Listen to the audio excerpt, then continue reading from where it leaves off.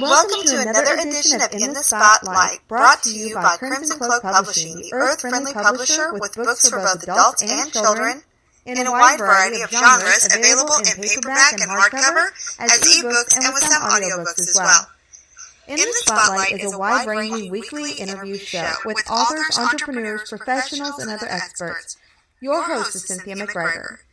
Opinions and views expressed by the guests or hosts on this show do not necessarily reflect the opinions and views of the creator, Crimson Cloak Radio, the network, the host, or sponsors. And now, here's Cynthia. Thank you, Carly McCracken, and welcome everyone to another edition of In the Spotlight. I have two fascinating guests this week, so make sure you're tuned in for the whole show. My first guest is James Twyman, also known as the Peace Troubadour. He's the New York Times best-selling author of 16 books, including The Moses Code and The Barn Dance. His first book, Emissary... I'm getting interference. Hello? Hi, thank you so much for having me in the program. Let me finish introducing you. His first book, Emissary of Light, released in 1996, chronicled his journey into Bosnia and Croatia during the war to meet a group of mystics living in the Balkan Mountains with a message of peace for the world. His latest book, Giovanni and the Camino of St. Francis, tells the story of Anna, a woman from Portland who travels to Italy to walk in the footsteps of St. Francis of Assisi, proving you're never too old to heal your life. Jimmy has recorded more than 18 music albums, including the Billboard chart I Am Wishes Fulfilled with Dr. Wayne Dyer. He has also written, produced, or directed 7 feature films, including the award-winning Redwood Highway, starring Shirley Knight and Tom Skerritt, and Indigo, starring Neil Donald Walsh. That's quite an impressive resume, Jimmy. Welcome to the show. Oh, it's good to be here. Sorry I jumped in there before. There was suddenly a drop in the call, and all I heard was silence. But I'm so happy to be here. Thank you for having me on the program. And sometimes when I hear introductions like that, I wonder, how in the heck did I do all those things? It's hard to believe sometimes. You want to give us a synopsis of Brother, Sun, Sister, Moon? I have it here on a piece of paper, but maybe it should come from you, or would you rather that I read it? Well, yeah, I'll go ahead and tell you the story of how this musical, which is based on the life of St. Francis of Assisi, started. It is called Brother, Sun, Sister, Moon. And, my whole life I have felt so drawn to Francis, and I had experiences when I was a child that led me to believe that I should leave home when I was 18 and become a Franciscan, which I did for only a couple of years, but he never really let go of me. And I wrote this book that you mentioned, Giovanni and the Camino of St. Francis, which is all about this Camino, which are the small paths and roads that Francis would have walked 800 years ago on his way to Assisi. And I bring a group there every year, and I have the inspiration to write that book, even though I had said, I'm not writing any more books. 15 is enough. And yet this one just kept knocking at the door of my consciousness. And when the book came out in the last few months, I didn't really know how to talk about it on tour, so I decided to write a one-man musical based on the life of St. Francis called Brother, Sun, Sister, Moon. I began traveling across the U.S. and now all over the world sharing it, and then received an invitation to come in to share it for 2 weeks on Broadway in New York. And I'm going to be doing something really unusual, which is going to be traveling across the U.S. with my dear friend Bill Free. We're traveling as close to how Francis would have traveled, which is to be penniless, with no even idea of how we're getting from city to city as we do the musical all across the country on the way to New York. We have no idea where we're going to sleep or how we're going to eat or anything, just in complete and total trust. Well, and then when we get to New York, we're going to be doing something that no New York musical has ever done, which is to every day be on the street passing out free tickets to the homeless, inviting them to come as our guests to the show. So it's going to be a remarkable experience traveling across the U.S., sharing the musical on the way to Broadway. I think it's going to be even more remarkable to be able to open this up to everyone. In fact, we'll have a soup kitchen before the show starts every night, doing some really unusual but very, I think, impactful things to show that the story and the message of Francis is just as important today, if not more important, than it was even 800 years ago. Well, Jimmy, if your path takes you to the West Palm Beach area, I can't offer you lodging, but I can sure offer you dinner. And that's in Florida? Yes. Well, I'm actually looking at maybe doing a tour of just the Florida area later in the year. So hopefully you'll notice that and I'll be able to see you there at one of the performances. Great. Jimmy, let me ask you some questions. What relevance does St. Francis have in today's world? Well, first of all, Francis lived at the end of what we now call the Dark Ages. But he is also given credit for being one of the great inspirations that led to the next age, which we call the Renaissance, a time of great light and creativity. And it was because he was so devoted to love. He was so devoted to honoring and loving the most unlovable in society, the lepers, the homeless. And he transformed Europe, and he inspired so many artists and musicians. In this time of great creativity, the Renaissance came about. So I really believe that that's very appropriate today because we're living in a kind of dark age. We're living more polarized than we ever have before. And I think what's most needed is for us to just come back together in simple ways, to maybe initiate a new Renaissance. I could see that happening. In fact, one of the things that inspired me to write and produce this musical was a quote that I read that came from a very unlikely source. And I'll tell you what the basic quote is, and I'd love to see if you can guess who this may have been. This person said, "Our revolution failed. It failed miserably. It created more atrocities than it solved. What we really needed were 10 St. Francis of Assisi's." Someone in the 20th century. Who do you think might have said that? Someone in the 20th century. I give up. Well, a lot of people will say Gandhi or Mandela or even John Lennon. And John Lennon's closest only because it sounds a little bit like his name. Vladimir Lenin, the architect of the Russian Revolution, who was an atheist, recognized that someone as dedicated as Francis was to peace, if we had 10 people like that, he said Russia wouldn't have needed the revolution. Everything would have happened on its own. And I believe the same is true today. I don't know if it would take 100 or 200 or 1,000 people who are as dedicated as Francis is, but I really think that this is the solution. People who are willing to say, I'll give everything. I'm going to give my life and my energy and all of my talent to being one of those 10 St. Francises. So on this tour, my basic message is, I'll be number 10. Who's going to step forward and be the other 9? And maybe on this tour, 9 people will step forward and we'll walk into New York together. Who knows? But I think that this is much closer to the solution that we need today than the direction we're heading currently. Right on. Why is it important to you for you to pretend to be St. Francis while on this tour? Good question. Well, as you just said, when I begin the tour, My goal is to step into the character, much as an actor, a method actor like, say, Daniel Day-Lewis, steps into his character and does not leave character the entire time they're shooting the movie. So when Daniel Day-Lewis was shooting Spielberg's movie Lincoln, he, for 7 or 8 months, never left character. He was Abraham Lincoln that entire time. Every night his wife slept with Abraham Lincoln.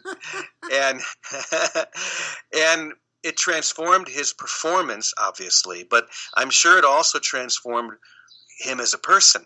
So when I begin this tour in Portland, Oregon on January 4th, on the way to New York, which will be, the Broadway shows go from February 20th to March 1st, from the very beginning all the way across the country, my goal is to stay in character, to be St. Francis, not in some concocted way. I'm not going to be going around telling people I'm St. Francis, but inwardly I'm going to be thinking like Francis, acting like Francis, responding to people as Francis would have responded.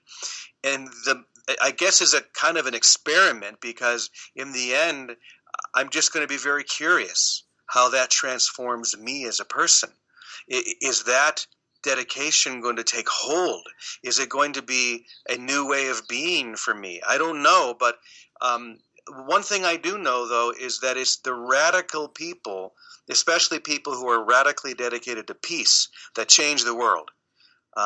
People who just lean back into convention rarely make an impact, but people like Francis 800 years ago, or Gandhi, or Mandela, or Mother Teresa today, these are the people, when they say, I'm giving everything, that's how the world changes. Or as Margaret Mead once said, don't think that a small group of dedicated people can't change the world. In fact, it's the only thing that it has.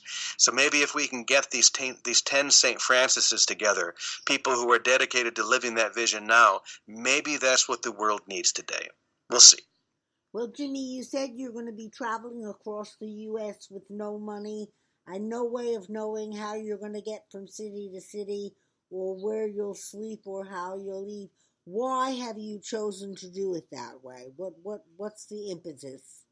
Primarily because that's how Francis would have done. Obviously, 800 years ago, they didn't have the transportation that we have now, but Francis walked everywhere. He was barefoot. Really what Francis did was he took Jesus seriously. His only goal was to see if it was possible to do what Jesus said. And one of the things that inspired him at the very beginning, when his friend Bernardo de Quintavalle, he was the first person to step forward and to say, I want to live as you're living. And Bernardo was one of the most influential rich people in Assisi. He was a man of letters, he was a war hero, but he saw something in Francis that he recognized, that he wanted. So what they did was they went to a priest that they knew, and they asked the priest to open up the gospel 3 times. And they said, whatever we open to, whatever it says, we're going to do. And so the first quote that this priest opened to was this. Jesus said, if you want to be perfect, go and sell everything that you have, give the money to the poor, and then come and follow me. So that's exactly what they did, and they were radical about it, and they were completely dedicated. And so for me, walking across the country or traveling however we are able to travel with no money, in complete trust, this is our radical way of trying to see, in today's terms, is it possible to do this for real? I believe it is, even though it may sound kind of crazy. And a lot of people do think I'm crazy. Probably the best publicity I ever got was on Bill Maher's TV show. He called me the idiot folk singer from Portland. I love that, because it's the idiots like me or the fools like St. Francis that change the world. So that's why I'm traveling in that way. It's going to get attention, obviously, and we're going to need attention if we're going to be doing a Broadway show. And I just want to do this as close to how Francis would have done it 800 years ago. Well, Jimmy, what if you don't get to New York in time? Oh, we'll get there. One way or another. I trust the process. What inspired you to write the musical, Brother, Sun, Sister, Moon? Well, oddly enough, the answer is Bruce Springsteen. Okay, I'm listening. I know that sounds funny, but what happened was I was watching a Netflix production of a one-man musical that Springsteen did on Broadway, and he basically told stories from his life and would play the songs that we love, and it was wonderful. I'm a huge Springsteen fan, and I was watching it thinking, St. Francis could do this. What if Francis were just to tell the story of his life and sing songs about those adventures?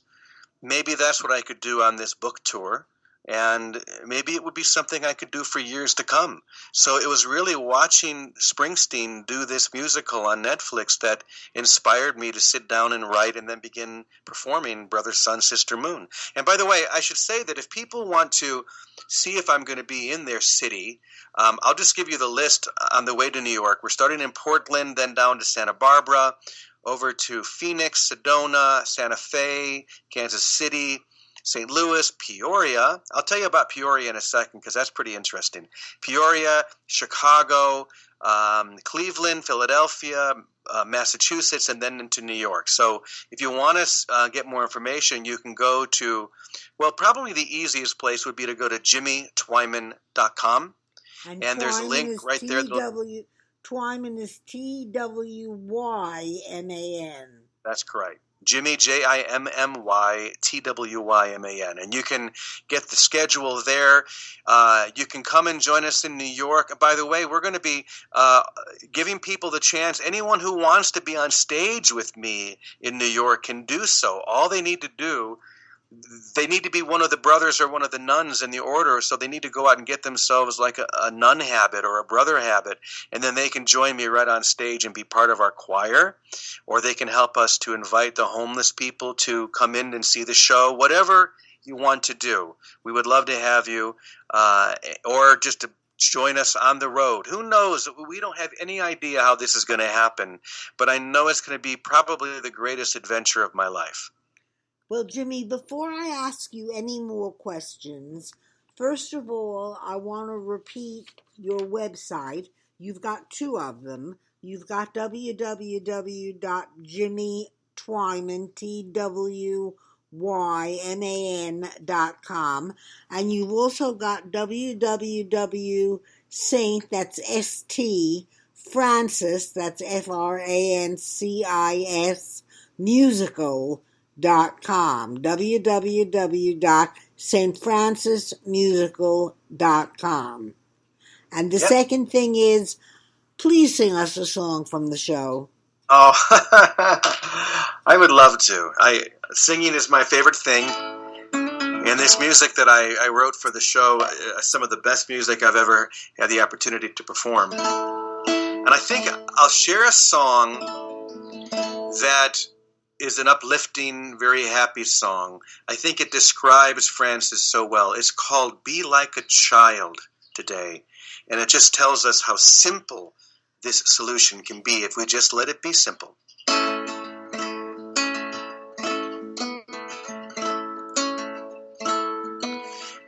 like a child today. Don't overcomplicate what is simple. Yes, so simple. Love's power in you is strong. You don't need to wait so long. It's simple. Whoa, so simple. I do believe that you can finally see what I've tried to get you to understand. It isn't hard to see what has always been true. If you take my hand, just take my hand. Be like a child today. You don't need to throw away what's simple. Yes, so simple. I've tried so many times, but it was all just in my mind. It was simple. Oh, so simple. The simple point is to never hesitate to offer the love you feel inside. That's the only way to never complicate, and to keep your heart open wide. Be like a child today. Oh, that was lovely, Jimmy. Just lovely. Lovely. Thank you. Thank you. Let me get back to some questions. It's been, 7 years since you wrote a book? Your latest book? Yeah, 7 years, yeah. Your latest book, Giovanni and the Camino of St. Francis, broke that drought. Why did you wait so long, and what made you finally go for it? Well, you know, when you're somewhat successful, even moderately successful as an author, your publisher wants you to put out a book every year. It's all about branding. It's just about keeping momentum. Whether you have something to say or not, you should put out a book every year. And I did that for a long time. I put out 15 books, and some of them, quite honestly, I wish I hadn't written because they just didn't come from my heart. They came from more of a commitment. And so I decided I didn't want to do that anymore. I didn't want to write anything unless I had to, or unless it was really knocking at my heart. And I waited, and then as I was walking the Camino, I started to play with this idea of a woman named Anna from Portland, which is where I live part-time. I'm in Mexico now. We should talk about my community here in a moment, Namaste Lake Chapala. But this woman is from Portland, and she's had a tough go of things, and she decides to walk the Camino and has a great adventure where she meets this young Italian guy named Giovanni, and she heals her life. And I just couldn't stop thinking about this story. So about a year and a half ago, I finally just said, okay, I'll sit down and write it, and I did, and it came out last March. I have to say, it may be my favorite book that I've written. It really is it's a gem in my mind. I just love the stories. It's also a great way to learn more about St. Francis, but in a very modern context. So, yeah, Giovanni and the Camino of St. Francis is the latest one, and you can find it almost anywhere. But, you know, I don't know if I'll write another book or not. If there's another one that knocks at my heart, then maybe. But I'm having too much fun doing this musical right now, and I could see myself doing this for a long time. Well, Jimmy, let me ask you, you're known around the world as the Peace Troubadour. What got you that name? Well, it was 25 years ago, this year, that a friend of mine gave me a sheet of paper that had the peace prayers from the different religions of the world. And I took those prayers, and in one day, I just began reading them. And in 1 hour, I put them all to music.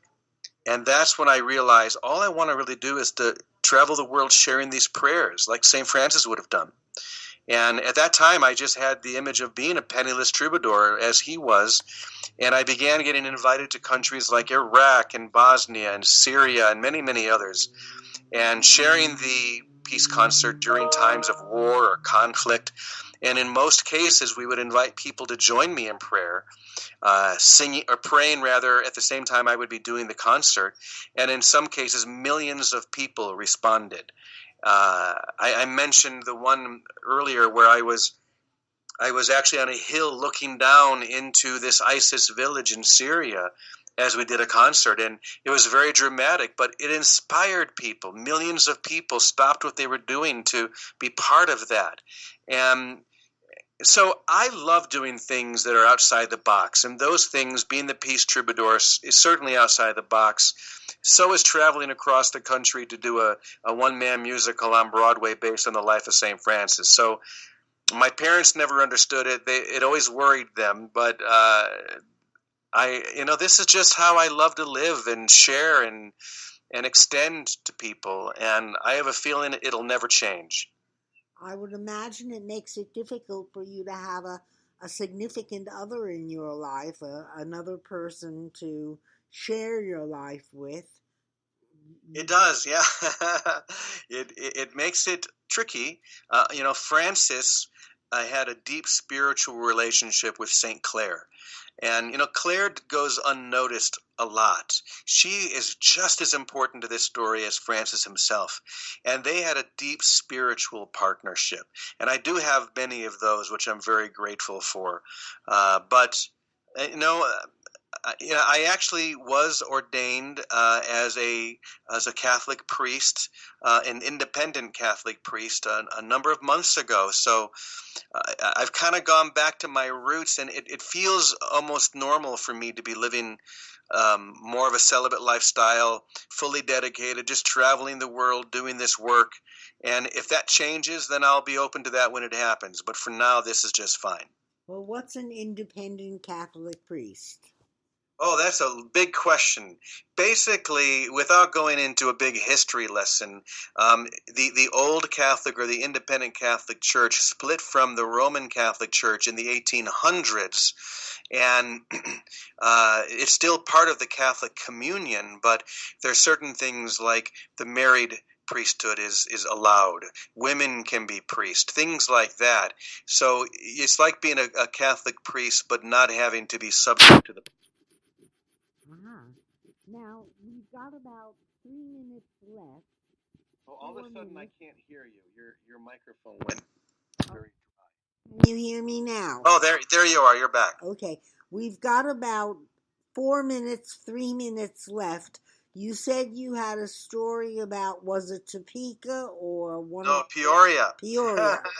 Yeah, this just shows how powerful this can be and how the synchronicity comes together. So when I was young, I lived in a small town or a small city in central Illinois, and we belonged to the Catholic Church there, and I was an altar boy, went to the grade school there, and then we left and moved on. But I received a phone call a few weeks, or actually only about 1 week ago, from a Catholic church in Peoria called Holy Family.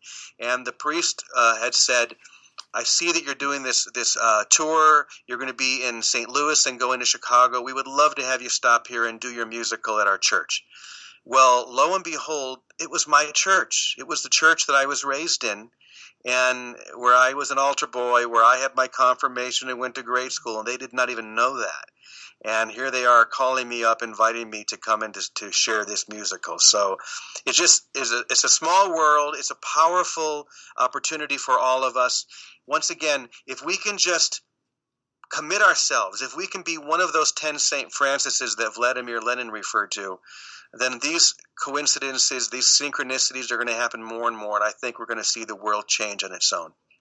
Well, I know we end our church services in the church I belong to every Sunday singing, "Let there be peace on earth and let it begin with me." I think that's a good beginning, isn't it? I think you are right. It sure is. Okay, thank you very much, James Twyman. Good luck with your tour of Brother Sun, Sister Moon. And if you get down to the West Palm Beach, Florida area, dinner is in my house. Beautiful. Thank you so much for having me on the program. Thank you for being on the show, James. Okay, I have to do a commercial now because this show is, after all, brought to you by Crimson Cloak Publishing. And Crimson Cloak Publishing has books for all tastes, adults, children, fiction, nonfiction, everything except erotic romance. And I don't think we have any cookbooks yet, but that may be next. This week we are featuring Who is the Gray Man by Rod Martinez. And who is the Gray Man? He is a legend. He is a mystery, and he can only be seen by children. He is the Gray Man. His legend brings fear to all who know, because if you should lay eyes on the Gray Man, you will surely die. 10-year-old TJ is about to embark on a journey that no one in this small Florida town has ever taken and lived. Strange things are going on, and it all leads to one thing for TJ and his family: a one-on-one encounter with the most feared urban legend in town. Will he be the only person to break the curse of the Gray Man? Buy Who is the Gray Man at CrimsonCloakPublishing.com. And now it's time for our next guest. Let me bring on Ned Barnett, who is standing by, waiting in the wings, as it were. And let's get him on the show.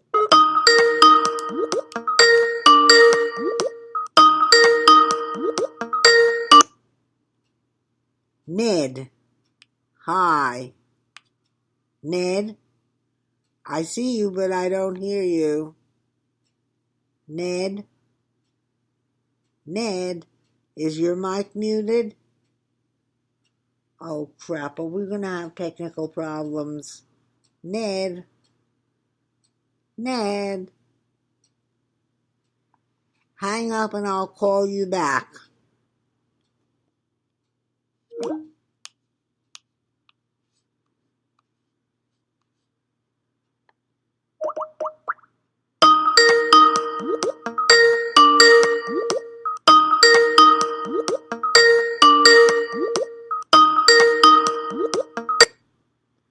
Ned? Ned? Ned? Ned? Yeah, I hear you now. Oh, there you are. Yeah, here I am. Okay, well, I wasn't hearing you. I know, my headphone wasn't plugged in all the way. I replugged it. Okay, good. Let me tell my listeners a little bit about you. Ned Barnett is the author of 38 published books, including 10 books on marketing and promotion. He is currently doing a final edit on book number 39, the first book on book and author promotion. Right now, WRITE, right now, book promotion and marketing in a nonfiction trilogy on how and why to write books and how to promote them, which will be published early next year. In addition to being a prolific ghostwriter, Ned also helps authors and small publishers with book and author promotion. He recently delivered several keynote presentations at the 2019 Act Like an Author, Think Like a Business conference. And Ned, you're coming on the show to... Whoops, hold on. That was my fault.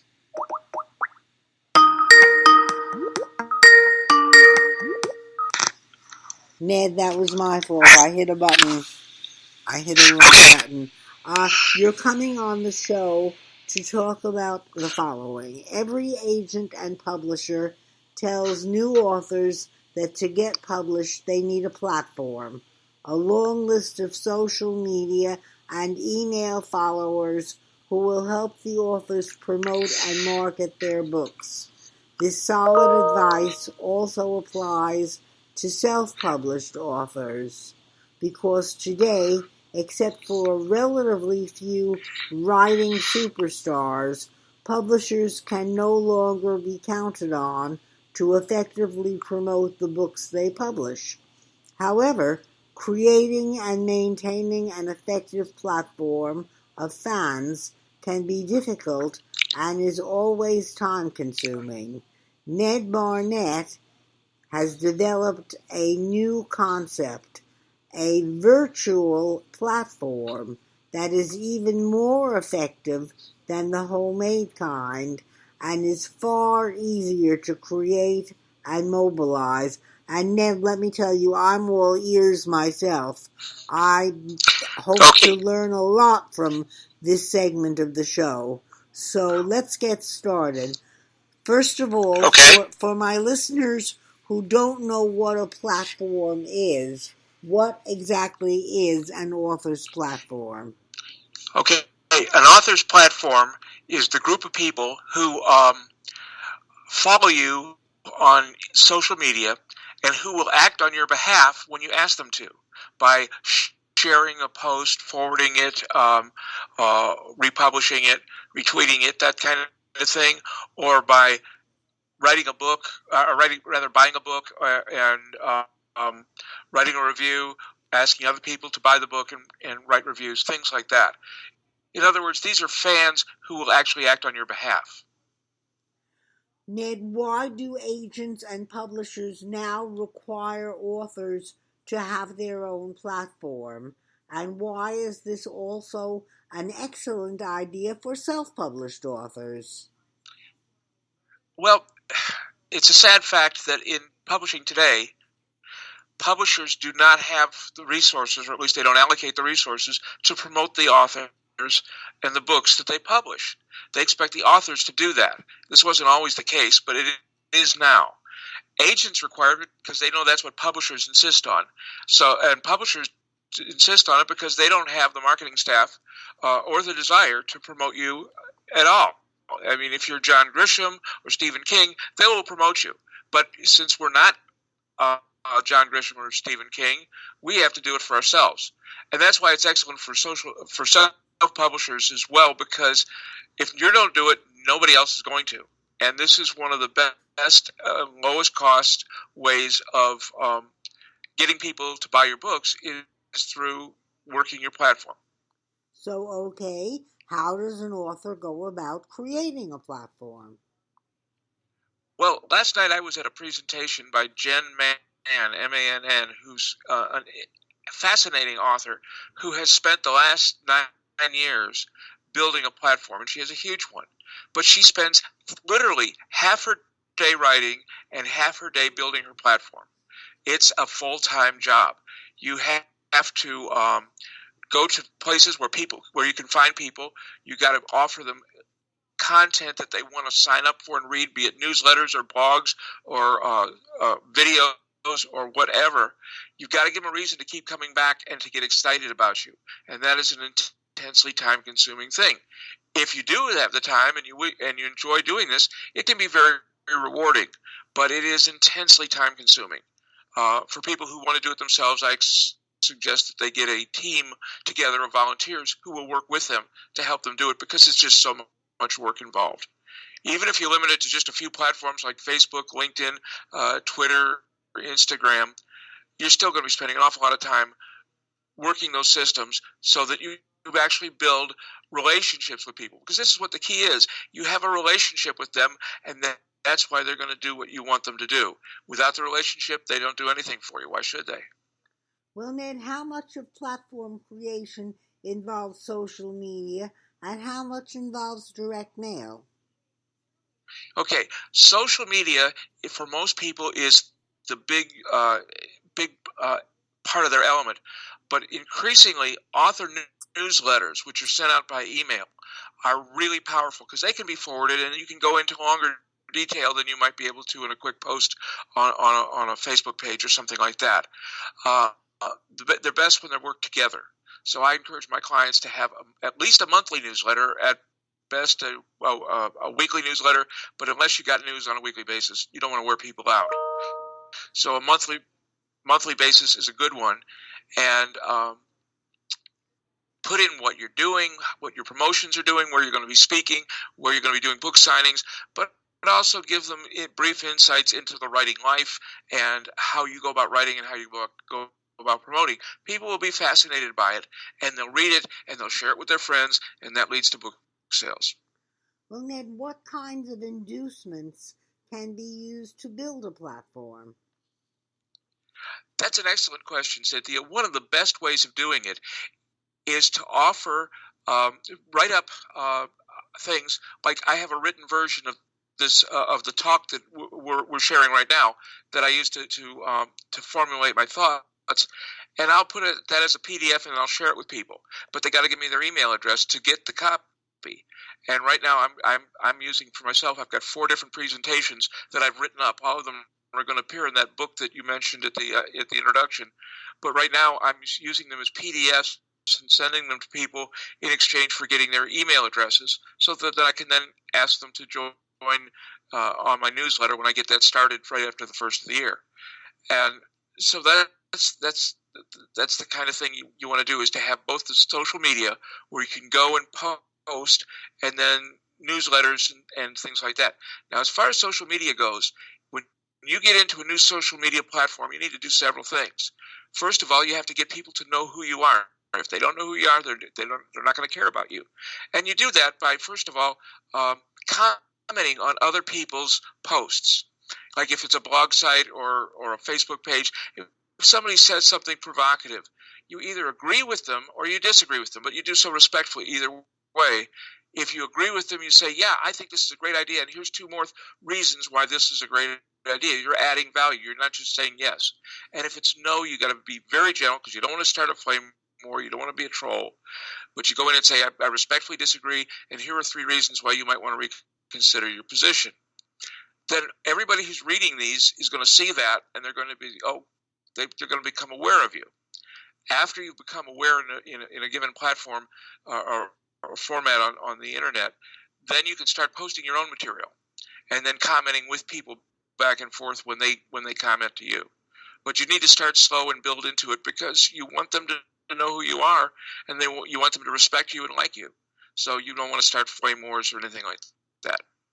Ned, how does an author keep his or her platform active, involved, and poised to help? It's all about content. In real estate, it's always location, location, location. Yep. In social media, it's content, content, content. You've got to have regular and intriguing content. If this is a blog, you need to have a schedule and then stick to it so people can count on it, and they will. If they come back and there's not a new blog, they're not going to come back again. You want to keep engaging them. And this is why, working in different platforms, you can have different kinds of content. You can go on YouTube and create videos and then invite people, to go check out the video. This was very popular. After Google, YouTube is the most used search engine on earth. People don't think of it as a search engine, but it is. That's because a lot of people want to get their information from video rather than reading it. So to accommodate those, you get on YouTube. Instagram, that's for people who like to be really visual. If you've got great visual sense, you're a photographer or an artist, you want to use that. If you're not, maybe don't get in there, because you need to be creating new material, not just taking somebody else's stuff and repurposing it. But the main thing is content. You've got to keep productive with it. And that's one of the reasons why it's time consuming. My personal favorite is I like to do blogs. I like to offer my ideas and insights, and then I share them, and I go onto Facebook and I go to other places and say, come check out my new blog. And I'll give a brief line about what it's about. And I get a lot of people coming and reading the blog, and some people comment back to me either on the original post place, like the Facebook page, or they'll comment on the blog, or they'll send me an email. Well, but you got to have content. Go ahead. I thought you were done. No, I'm done. You just got to have content. Everything is all about content, because it's the only thing that brings people back. Ned, it sounds like creating and maintaining a platform is hard work and very time consuming. But I know you have an alternative, and that's what I want to hear about. Tell us about a virtual platform. Okay. Virtual platform is a concept that I came up with a couple years ago, and I've tried it out, and it works. And I'll take a few minutes to explain how it works. You find a virtual platform first on Facebook, maybe then on LinkedIn. You want to go where there are topical groups. And what you do is you find the topical groups that reflect the same topic as your book. And then you become members there. And that way you're not dealing with people one-on-one. You're dealing with a whole group of people all at once, and every one of them has already volunteered to be on that group because they want to talk about the subject that you're talking about. For instance, I have a client who has written a murder mystery, and I have gone on site at Facebook, and I have found literally hundreds of groups that are focused on murder mysteries. And so I've evaluated them and found the ones that I think are best for that for my client, and then we post there. I'll create posts. He'll create posts. We have another man on the team that creates posts, and we'll keep active there. I just before this call, I went and searched, and for murder mysteries, the first 10 items listed, they're not listed in any order on Facebook, but I did a search for murder mysteries and among groups, and the first 10 had 39,800 people in them altogether. That's just 10 groups. It's a huge number to reach. Now, I'm going to assume that half those people are in more than one group. So let's cut that number down from 39,800 to say 20,000. If you then build a promotion, you become aware, they become aware of you and all this kind of stuff, and then you say, hey, come to my website and check out my blog, and the blog is about your book. If you get just 1/2 of 1% response from that, you've sold 100 books. That's really big for most self-published authors and royally published authors. For one email to sell 100 books, but it's well within the range of doable. Currently, I belong to a number of groups to help various of my clients and myself, and right now I can reach more than 1 million people by posting to these groups. That's how powerful it is. And even if you cut that number in half because of the overlap, I'm still reaching 500,000 people. I don't want to reach them all at once, and I'm going to tell you in a minute. I'm going to tell about how to go about doing that. But the idea is you use your social media skills, but in a very focused way on these groups, and then you do the same thing. You start by commenting on what other people have written. Then you start contributing yourself with your own things and just getting into discussions with them. And then when you're ready to sell the book, because most of these groups do not allow you to do self-promotion. They don't. They're because they get spammed all the time. So you do that, and it's one strike, and you're out, and then you never get back in. You don't want to do that. So you say, instead of that, you say, check out my new blog about this, and they go there, and it's about a subject that's tied to your book, and in the blog you talk about your book and say you can get it on Amazon and these kinds of things. So you're actually selling, but at one remove, so it's okay within the group's rules. Now, because I'm in so many of them, and most authors ought to be in a number of them, I created a spreadsheet that helps me by having a link to the blog or to the group, and then a bit about their topic, their rules, so I don't violate the rules, and then I list all the times that I interact with them, so I can see what I've done at a glance, and I'm not repeating myself to the group the same thing. It's a very powerful tool, and it takes just about 10% of the time it would take to build a personal platform. It's very easy to manage for people who are busy doing other things. And do you then get involved in sending out newsletters to these people, or what? Yes, I would definitely say, if you like my posts, I have a newsletter, and you can sign up to it on my website. And in there, I talk about the talks I'm giving and the places I'm going and things like that. If you're a writer, you might be interested in it. If you're a fan, you'll definitely be interested in it. Check it out. Again, you're not selling anything. It's free. Emphasize that it's free, because otherwise you can get in trouble with their rules. But now, what about? Yeah, that's a great place to get newsletter people. What about a person like myself who writes on many different topics? That you find the groups for each topic. This is one reason why it's helpful to have a spreadsheet. I'd set up a spreadsheet with a different page for each topic that you write about, so that you can keep track of those, because you're going to want to be in groups about. Let's say you do it. You're one of the things you write about is these podcasts that you do and these radio interviews. So you go and find groups that relate to that, and you join them and you're active there. Then, if you you're doing this because one of the writers you're working with is writing a Christian book, so you want to be in the Christian groups, and there are a lot of those too. So you set up a different page for each one, and then you just keep working them, and you work them at whatever pace and speed you want. You'll get to the same place if you do it fast or slow. It just takes you longer if it's slow, but you'll get to the same place. Now, your website is www.barnettmarcom.com. B like in boy, A-R, N like in new, E, T like in toy, T like in toy, M like in moon, A-R, C like in Charlie, O like in Olive, M like in Moon, .com. And you can be reached during business hours, West Coast time, at 702-561-1167 or by email at ned@barnettmarcom.com. Have I got that right? You got it right there. And I hope people who are listening will check it out. And if you want to get more about the virtual platforms, I've got a presentation that I'd be glad to share with you. If you're interested in other marketing tools and tips, I have those as well. And I like engaging with authors, so I'd love to hear from them.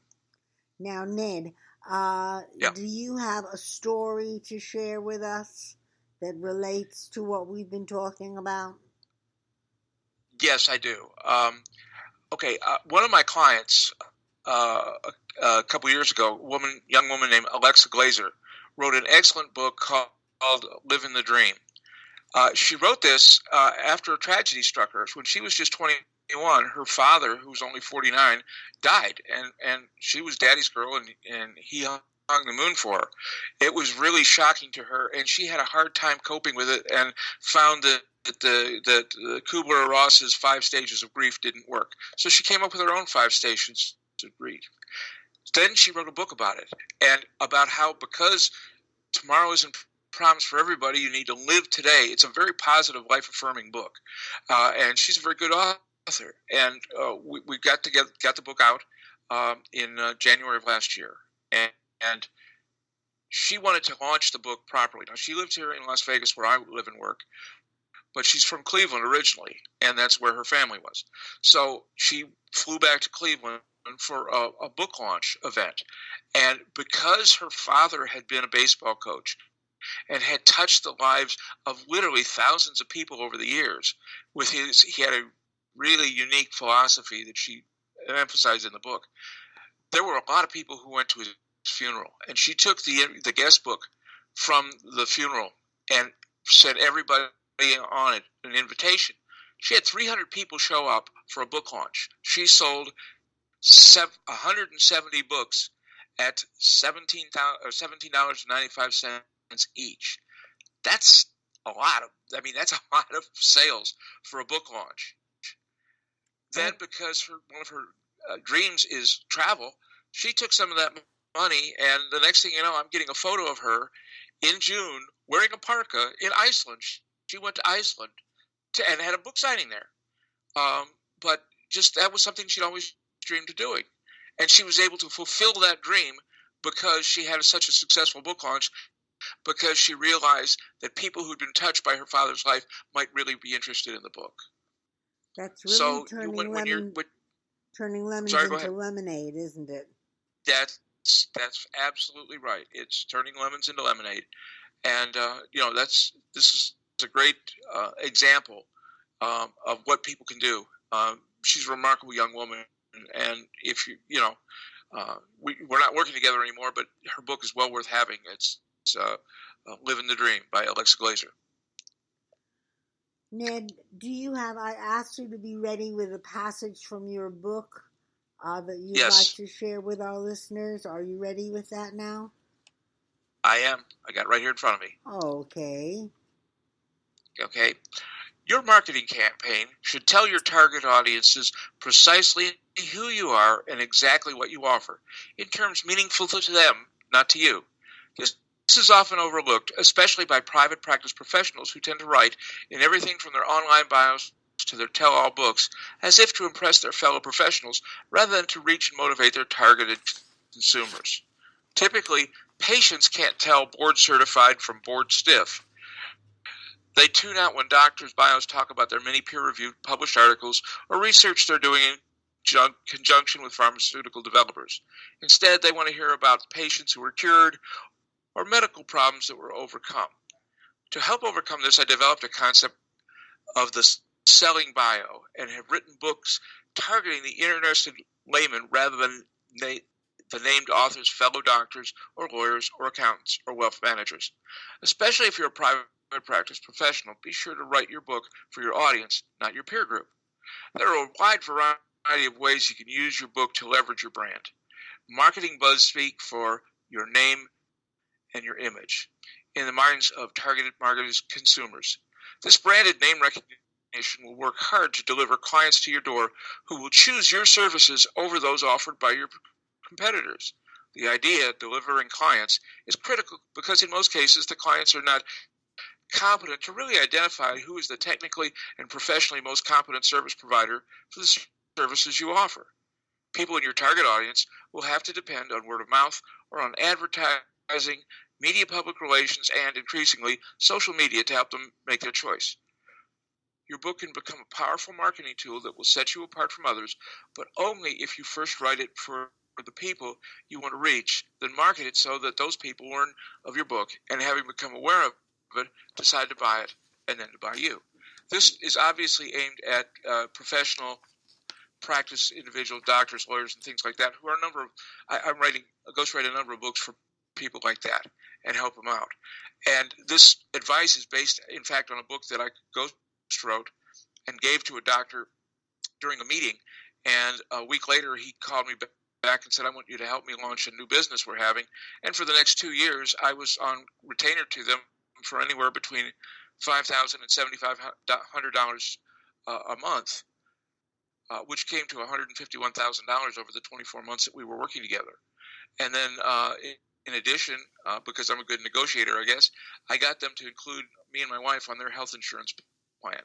So they covered half the cost of our health insurance, and we got insurance for a fraction of what it would have cost on the open market.